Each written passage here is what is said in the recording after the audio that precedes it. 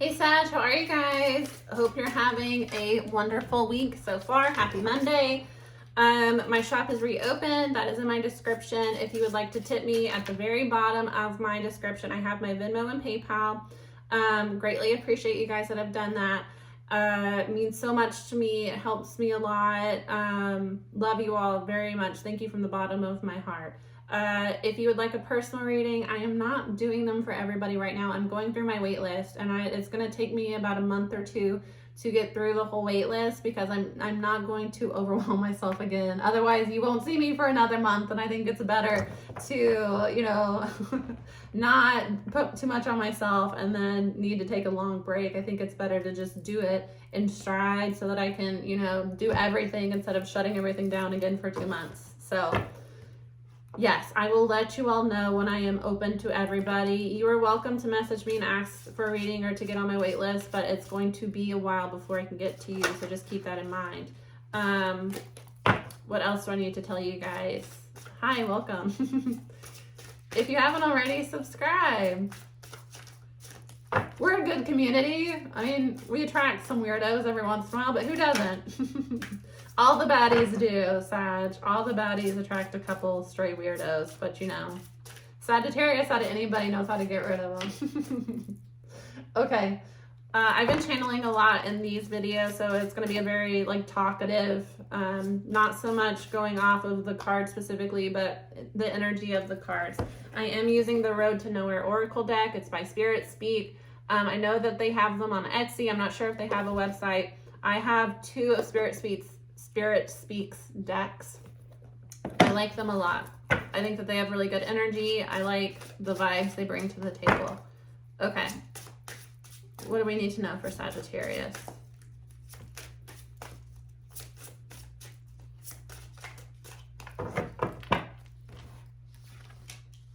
Time travel. This card keeps coming out. I think I was telling Scorpio or Libra, this is a 60 card deck, and it's like, if you watch more than one of these readings, it's like the same cards. Same 4 cards. Yep, same cards. Okay, you finally got a different card this time. Congrats, Sag.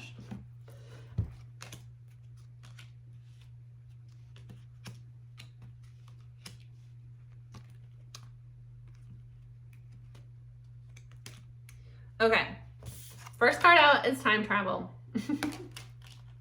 Time travel is a card of healing your past, going back, excuse me, going back and reevaluating where in your past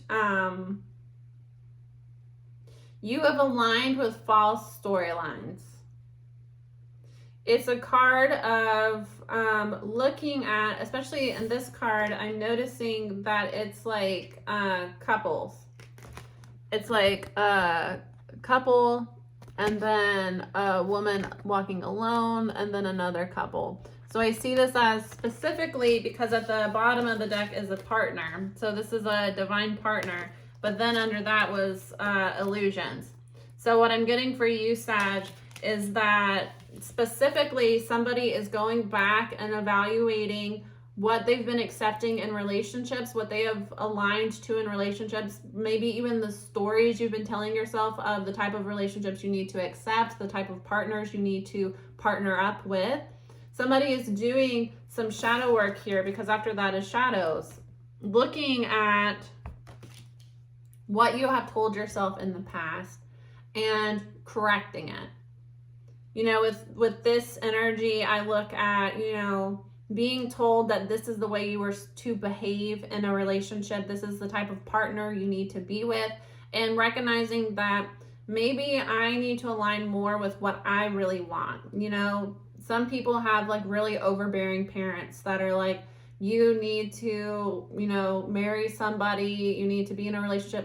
You should only be in a relationship. You should only date people that you see marriage with, and you only need to marry somebody that is a doctor, a lawyer, makes a certain amount of money. So you're starting to recognize that, well, that's the type of person I've been dating, but it's not really the type of person that I'm happy with. I don't think that how much money you make as a personality trait, and maybe I should align more with what I like as an individual. And maybe somebody that sees me for who I am isn't going to make that much money a year, but you know, because we align with each other and we love each other on a soul level, we would be able to elevate each other, because rather than meeting each other where we are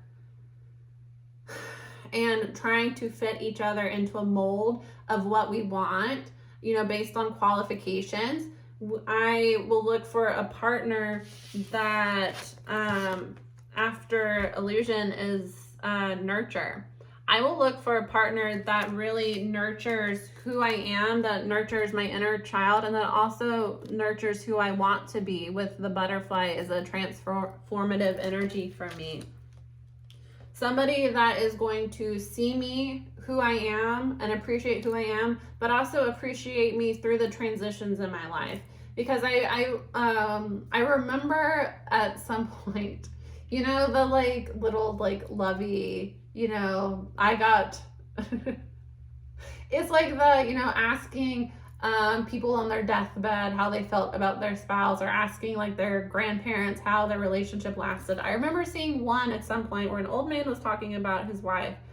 Then he talked about how somebody was asking him, I think it was like a grandchild or whatever, a child asking how the relationship had stayed so loving, you know, despite being together for 50, 60 years. And I remember it was a man specifically saying that he had loved his wife through her transitions, and that he didn't marry her because of the woman that she was when they got married, because nobody is going to stay the same. And if they're staying the same, that means that they're not really growing as an individual.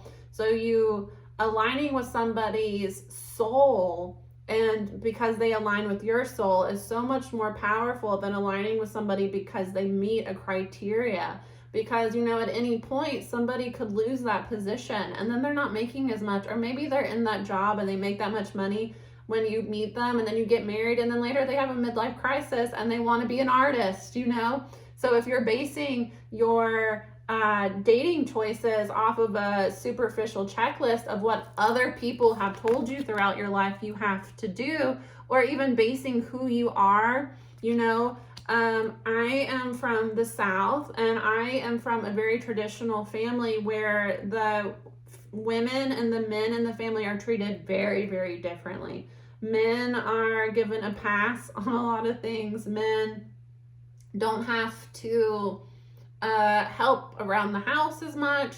They are kind of allowed a lot more freedom. You know, growing up, the girls were expected to do housework, the girls were expected to help with child rearing, and you weren't really allowed to say anything back about that. And if you were, then, you know, you were in the wrong. And this is a list of what you need to be so that you can find a husband. And that, like, a lot of what I was raised around, I got braces really young, and I had braces for several years. And the, like, reason I got braces was because if I would not be able to get married because my teeth were messed up and no one would want to be with me. And, like, I was influenced to go to a college that had more men than women because it would make it more likely for me to meet a husband. And that's never anything that I really wanted, but that's how I was raised. So then when I got into a relationship, I was kind of raised from a young age on how to be a wife and how to be that supportive, feminine force within the house. And that's what I did because that was what was natural for me. But the person I was in a relationship was, one, abusive, and two, was not my husband and was never meant to be my husband because they were a karmic partner. But this person saw that I was willing to be a partner and willing to be a wife to him, and he took full advantage. And I always think about how when I first met my abusive ex, we were together from, I was 23 when we met, and I left him when I was 28, like for good left him. Late 28, early 23. So, when I first met him, he was a college student, unemployed, poor. We ate ramen, you know, all the time. When I left him, he was making six figures, had a really nice cushy job making six figures. And am I saying that that was, completely owed to me, the credit? Absolutely not. But I think as the woman in the relationship, did I help him make good choices in his career? Did I encourage him to go for every opportunity that would bring him success? Did I, tell him, yeah, take the job that's an hour and a half away and I'll take care of the house and make sure everything's okay? Did I pour all of my finances into taking care of the house and pay, equal parts in rent, equal parts in bills, even though he was making more than twice that I did? Yeah. And that's because I was raised to be a partner, and he was raised to take advantage of people. And at the point that I left that relationship, I had nothing. I was on a mattress in the floor, a mattress that I had to buy, I had absolutely nothing. And it was an abusive relationship that I had tried to leave before, 2 years earlier. And at that point, I had a mattress on the floor when I left. So I had to start over with nothing twice out of that relationship. And I feel like I learned a lot from it, but where I went in my career, I wasn't making that much money than I started, but I really had to fight. And I feel like because I didn't have support at home, I had somebody leeching off of me at home. So would I have been more successful if I had not been raised to be a wife to somebody, and that if somebody is pulling away from you and being cold towards you and not being affectionate, that means fight harder? If I had not been taught that throughout my life, would I have been susceptible to an abusive partner, and would I have given my all to build somebody up while they were tearing me down? No. No, I wouldn't have. But that revealed to me that there are things within me that I need to heal, especially around what it means to be a woman and what I have to accept as a woman and the roles I have to perform as a woman. Because did it change the fact that I still want to be, a partner to somebody? No, that's who I'm always going to be, because that's who I'm getting emotional. That's always who I'm going to be. But do I have to partner with somebody that is not going to be a partner to me? No, and am I happier being single than being partnered with somebody that wants to erase me while I'm supporting them in everything they do and speaking life into them every chance I get? Because being in an abusive relationship, it's not abusive the entire time, because nobody in their right mind would stay with somebody that just constantly abuses them. We had a basic friendship. And a lot of our relationship involved him feeling really defeated and pressured at work, and me speaking life into him and speaking life into him and speaking life into him. But did he ever speak life into me? No. Sorry, guys. I don't know why I'm getting so emotional. Obviously, this is a wound that I have, but I don't know if this is resonating with you guys, or I've talked a lot about how I tend to get emotional when it's a generational wound.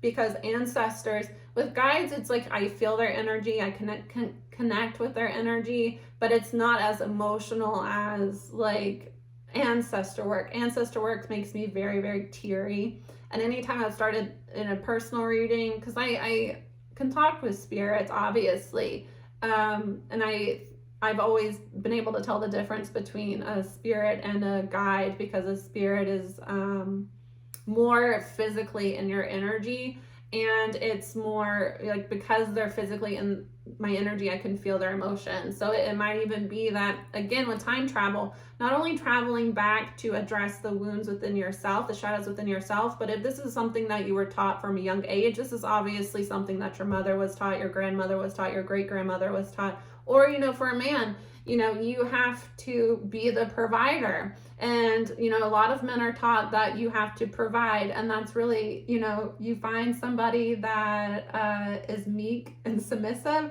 and you provide. And I've seen just as many people I don't mean to be offensive, but I think that a lot of us get pressured to, get married and get that white picket fence house and have children. And I think a lot of us, especially that grow up where that's kind of, the most important thing, and you're kind of raised that that's very important. A lot of people, both men and women that I've known, since childhood, got into marriages really young and, ended up going through a divorce. And I feel like it was because they were kind of taught the same thing. Like, this is a checklist of what you need to do. This is the age, you need to be married by the time you're 25, 26. That's like what I thought when I was young. And then, I got to that age and I was like, I don't feel like it.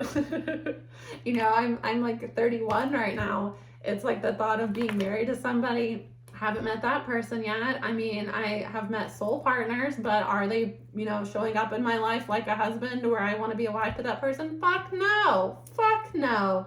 Do I want to have kids right now? Is there a man in my life right now that I feel like would be a good father and be a good partner to me? No. But I'm 31 and most people look at me like I'm 31, especially like my parents are like, we want grandchildren. Like, I'm sorry, but I'm not having kids with somebody that's not going to be a good partner to me. I'm not having kids with somebody until I feel like I'm ready and stable to where I want to have children, and I'm not there yet, and that's okay.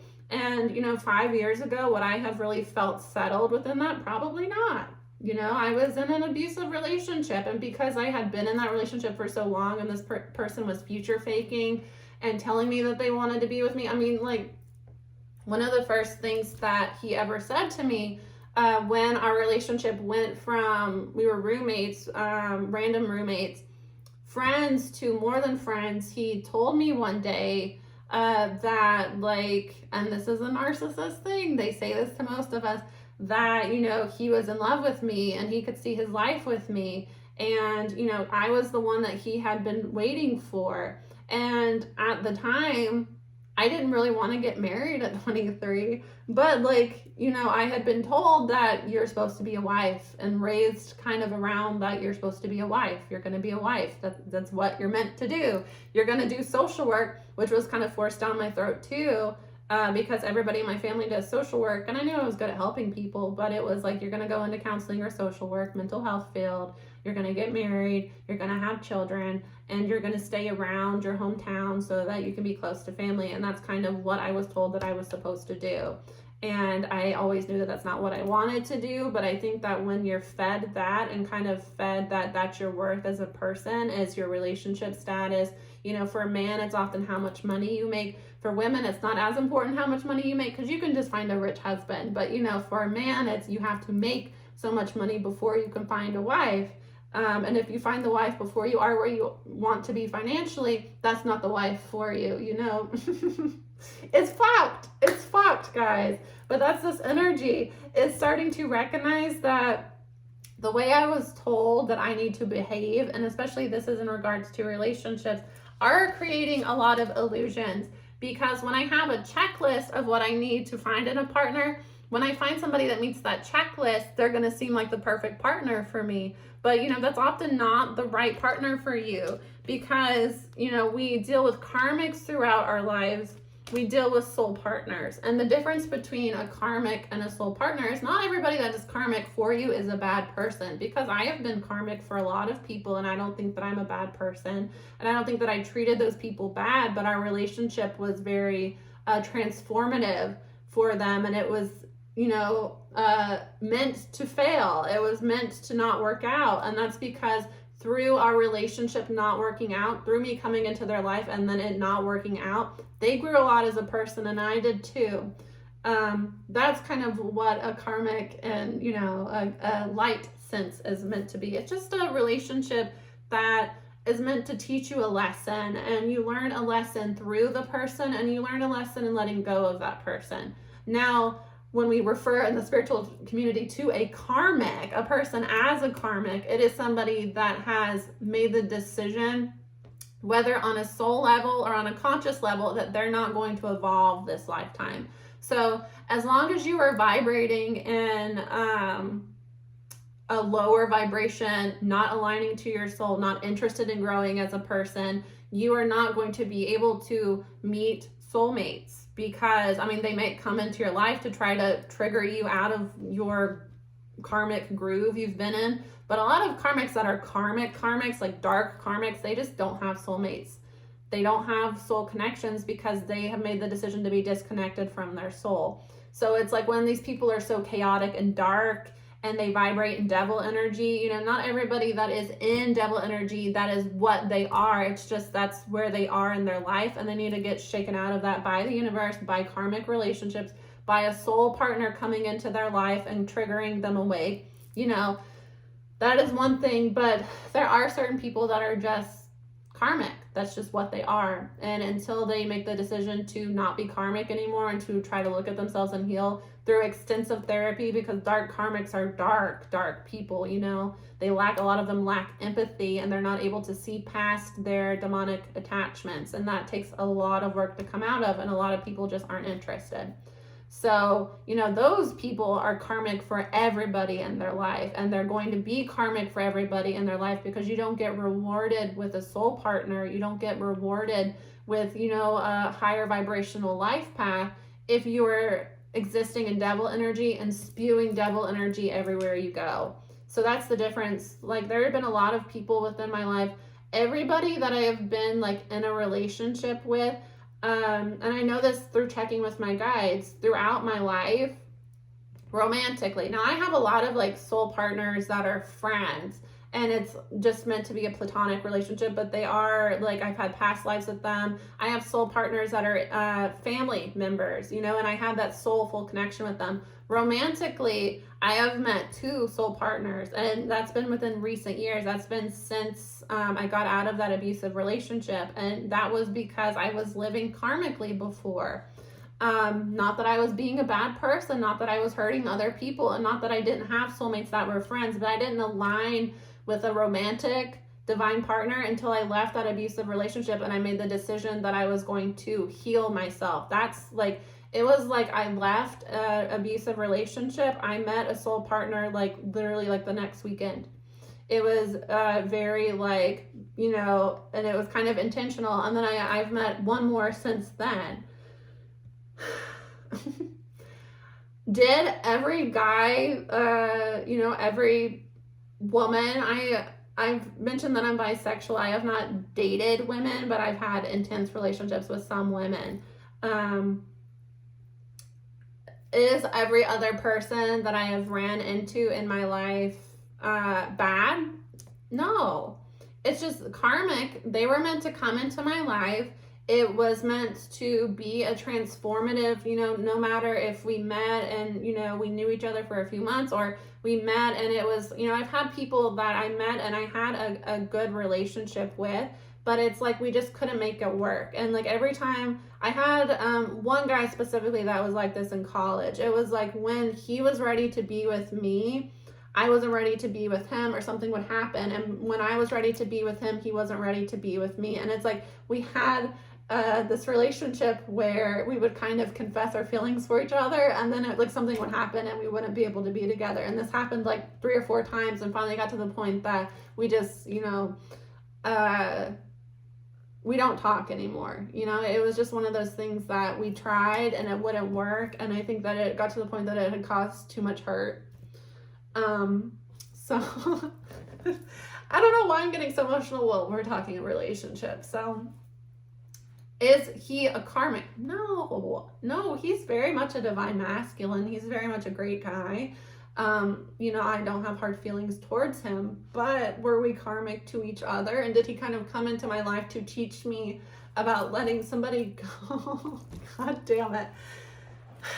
Yeah, you know, and that's okay. And, you know, I really hope he meets somebody that is amazing, you know, and I hope that he meets, I know he does. I know he has this whole partner out there, and I hope that he meets her or him, you know, whatever. I don't keep up with him anymore, so I don't know.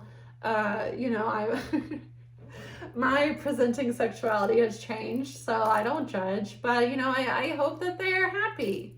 And I've had people like that in my life, that they're not bad people, but they were karmic to me. So not everybody that is karmic for us is a bad person, and not everybody that is karmic to us is a karmic. It's a distinction there.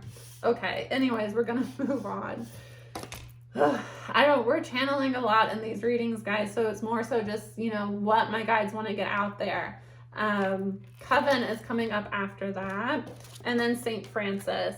So with coven, could be a literal coven. Somebody might be dealing with people that did spell work. But what I am getting with this more so is coven is an energy of aligning with people that, vibrate in your magic, vibrate with your soul. Saint Francis is a card of animals, aligning with animals that are sent by spirit guides. You might be aligning with a familiar. A lot of people that are magical have it's basically like a magical emotional support animal.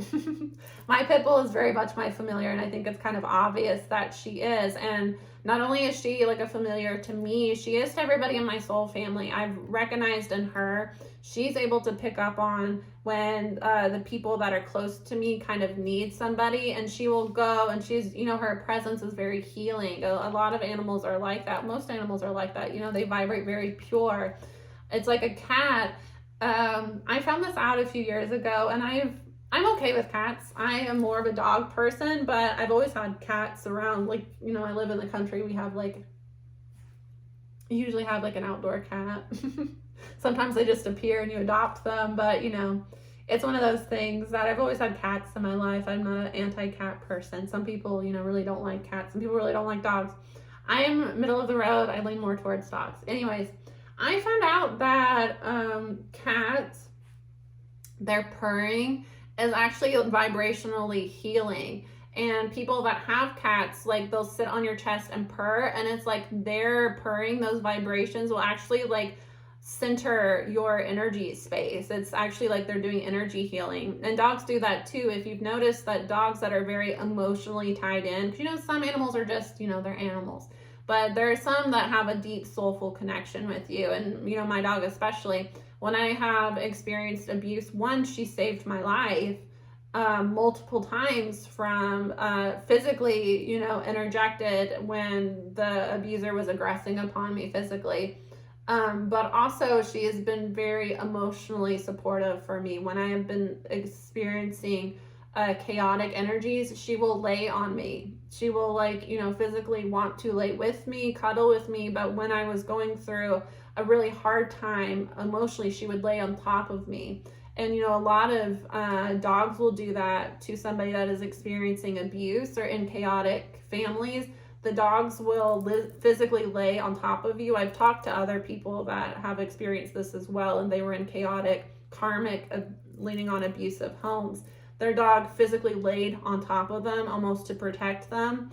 And one specific person I talked to about this, she noticed as well when she got out of that situation and she healed, her dog doesn't lay on top of her like he used to. And that's, my dog doesn't cuddle with me like she used to. She actually spends a lot more time with my dad right now, but I know that's because she wants to be there for him emotionally, and she doesn't feel like I need it anymore. And that's what spiritual animals do, and familiars do.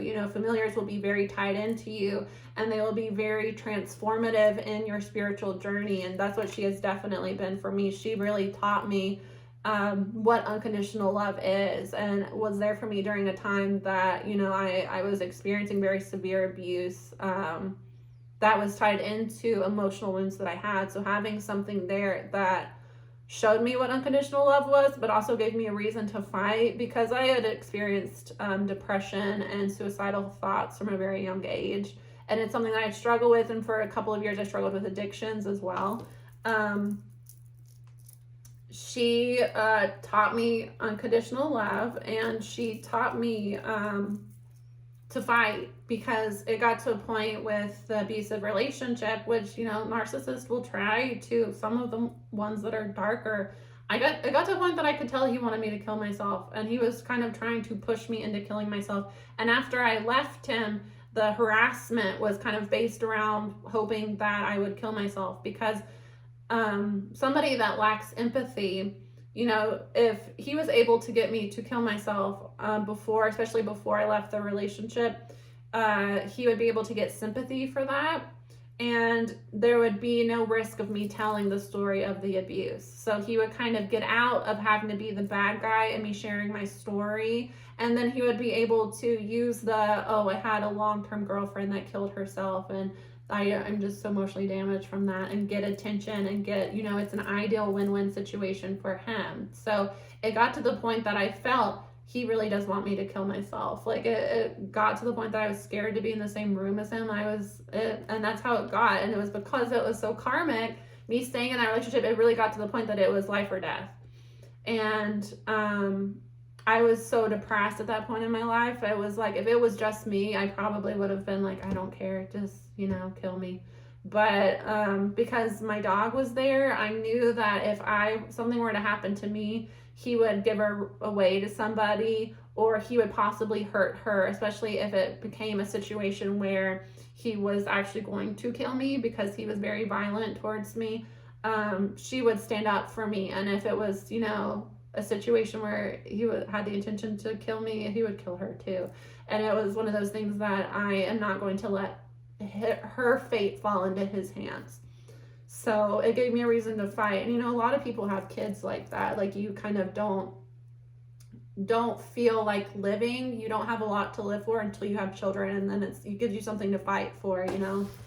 Anyways, so not only with this energy are you aligning with, you know, people that are soulmates to you, you may be coming in contact with animals. And St. Francis is a card of, you know, being healed by animals, connecting with animals. So it can be that spirit guides are coming to you. So pay attention to the like animals that are kind of lingering around you.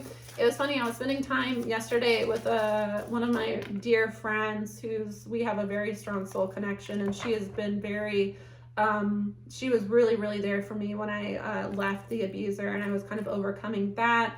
And I was going through a lot spiritually. We really leaned on each other. So she is very, very dear to my heart, and she's been very performative in my healing. We were having a conversation with each other yesterday about spirit animals, and she was talking about seeing cardinals, and she was like, yeah, at the point, she has a twin flame. She had made the decision that she did not want to be with her twin flame anymore, did not want to be a part of that relationship because it had been very abusive.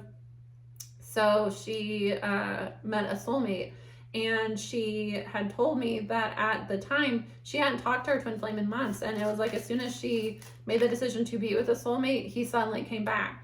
And she said like around that time she started seeing cardinals, and we kind of talked about it, and she's like, yeah, I looked it up what it meant, we talked about it, blah blah. Like later in the day we go out somewhere with each other, we see cardinals, and it was crazy because we were like sitting there, and it's like there's a cardinal that just keeps flying around us and won't leave us alone. And I was like, oh my god, do you see that cardinal? You know, and it's that type of energy that if you're seeing animals around, it's usually worth just to Google it, do a quick Google. Any animal that catches your eye. Last year, it was like almost around this exact time last year, I was on a hike with my dog, and I passed by a tree, and there was this like slug. I think it was like a snail or a slug. It was on the tree, and it was just like, so it just caught my eye, and I took a photo of it, and then later I looked it up, and it like had exactly to do with what I was going through. So what I was dealing with at that point in my life, it was a transitionary phase, and it kind of gave me a sign of what the right decision was, because I was, you know, in a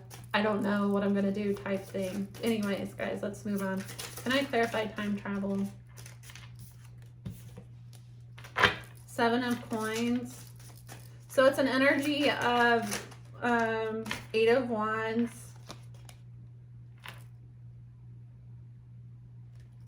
Eight of Wands is coming out in reverse. I'm going to take it in reverse. Oh my god. Okay, that's too many, Spirit. I'm sorry, guys. We're already at 30 minutes. I don't want to go into, I'm just going to do the, there. I wanted one more. I didn't want 10 more. Magician. Yeah, 10 of Wands. Burdened and feeling like there's blockages in your life and not knowing what to do about it here, especially when it comes to relationships. Because somebody wants to manifest a relationship into the physical. You do want love here. You want something that's stable and passionate with the Four of Wands, with a soul partner with the Four of Wands. But you also want something that's going to be long-term. You don't want to give your heart into something that is not going to be long-term here. But you feel like you've been waiting a lot. You've planted the seed, Seven of Pentacles, but you've been waiting for these manifestations to come into the physical, and you're wondering why it's not manifesting, Magician. It might be because there are things in your past that are holding this back. Maybe, you know, you're looking for your partner to look a specific way, but that way is tied into a karmic living for you.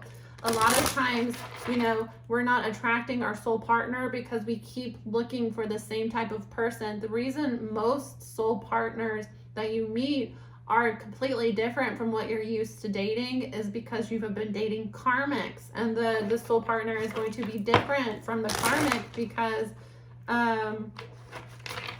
you were never supposed to be with the karmic to begin with. You're supposed to be with the soul partner, and they're going to look a little bit different, and they're going to challenge what you feel you should date because they are meant to evolve you as a soul, not keep you stuck where you were meant, like where you thought you were supposed to be because you weren't meant to be there.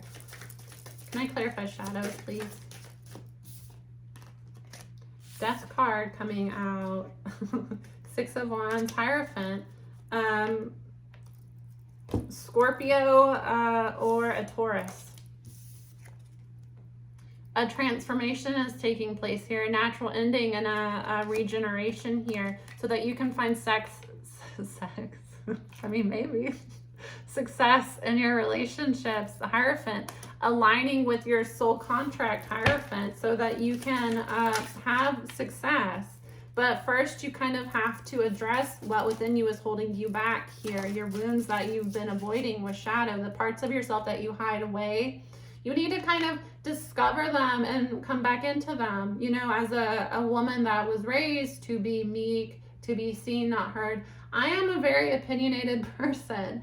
I'm very opinionated. I'm argumentative. I am very stubborn. And once I make a decision on something, that is what I've decided. And you need to respect that. And if you don't respect that, you're going to hear from me, you know. But as somebody that was kind of taught that you need to be a wife, you know, and being a wife means being submissive. I am not a submissive person at all. And I'm never going to be.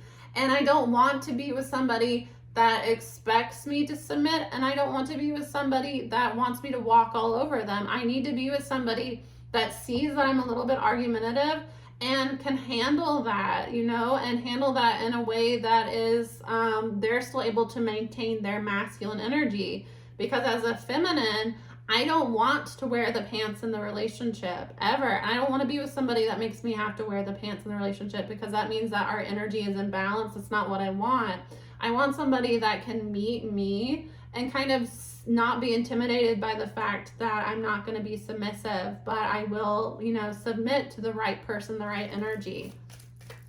So it's, you know, shadow parts are that I am very argumentative, that I do have strong opinions, but it's also shadow parts are, sometimes I want to lean the other way because I do believe in feminism, but I am also a feminine person. So finding balance between having a voice and not being, you know, made to back down from that. But also, I don't want to be the masculine in the relationship. I don't want to be with somebody that requires me to make all the decisions and that requires me to lead the relationship because I don't want to lead. I want to have my voice heard. I want to be seen and understood. And sometimes I want the like banter, you know, and I need somebody that is going to see that sometimes I just want to argue. You argue back with me in a respectful way. And if I'm being a brat, because I can be a brat, and most of the time when I'm being a brat, I'm being teasing, so I want somebody to tease me back. But a lot of guys that I've dated have take that as like offensive. I remember there was one guy that I dated that I used to like tease him about his music tastes all the time. There's actually a couple of guys that I've dated, and I'm not that much of a music snob. I can be a little bit, but I'm not really that much. Like, I'm not really that judging another person on what they like to listen to. If you listen to a lot of like pop and you don't really like explore other artists, I'm gonna judge you a little bit, but not in like a I don't think you're a cool person, just in a like you should try some other music. This person, and he didn't even have a bad taste in music. He had a fine taste in music, but there was one band that he liked, and I just made fun of him for that band, and it really, really hurt his feelings. And it was one of those things that I feel like he thought that I was judging him, or he thought that I wasn't that cool. And the thing is I thought he was a very cool person. I thought he was really cool. And it was just like, that was just something that I found to tease him about. But I was raised by fire signs. Like, my dad's a fire sign. My brother has a fire Mercury. Most of my uncles I have a lot of Leos in my family. I have several men Leos. I have 2 Leo uncles. 2 or 3 Leo uncles, and my dad's Leo.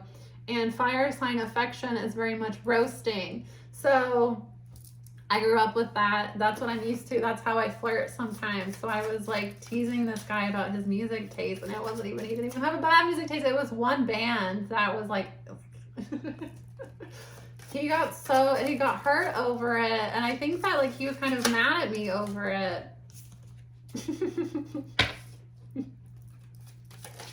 Anyways, I don't remember why I was telling you guys that. Just thinking of that.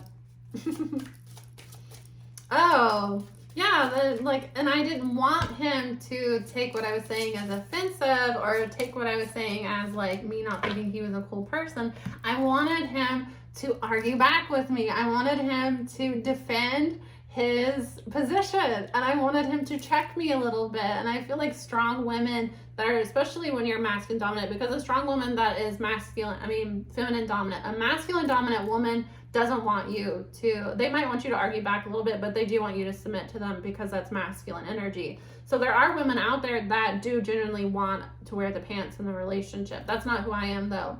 I'm a strong woman. I'm very opinionated, but I'm very, very feminine at my core. But I have to be comfortable around somebody to really relax into my feminine energy. So I am misread as being masculine a lot. And this guy just like, he got so upset with me. And this happened like when I was in my early 20s, and I still remember it because I remember his face. And I remember thinking, oh, I fucked up. Like I think I might have apologized, but at that point, like, me apologizing made it worse because I had already hurt his ego. But I wasn't trying to hurt his ego. I was trying to get some sort of like, banter going. I wanted him to defend his role. I wanted him to argue with me, and I wanted him to like make fun of my music taste a little bit too. And it went awry. Anyways, but that has more to do with his shadow. That has more to do with how he was perceiving me, because he wasn't perceiving me the way that I wanted to be perceived. And that had to do with the fact that maybe there were women in his background that had teased him about stuff and cut him down. So me teasing him, triggered him in that way. But we were karmic to each other, so we weren't meant to get each other.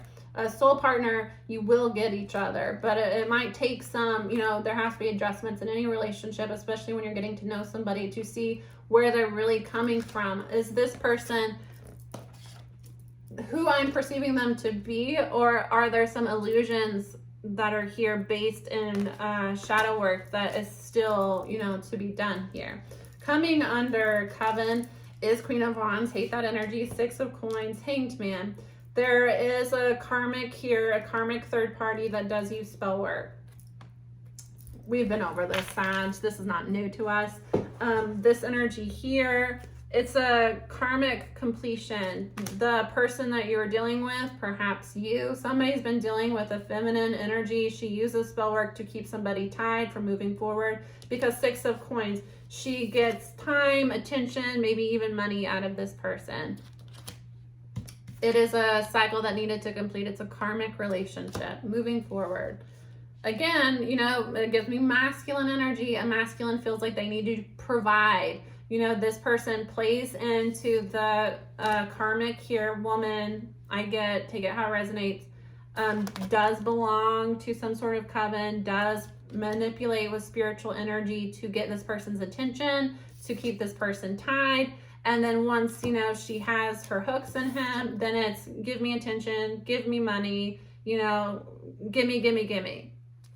That type of energy. It's a karmic, again, this is a karmic that plays with spell work, that uses manipulative magic, a karmic that is not going to align with a soul partner anytime soon. They're going to continue to attract karmics in their life because they are being karmic, and that's what they resonate with. So is your person, supposed to be with the woman or man doing spell work on them? Hell no. Hell no. It's a lesson for them to let go of people and move forward so that they can actually align with what they're supposed to align with, the star.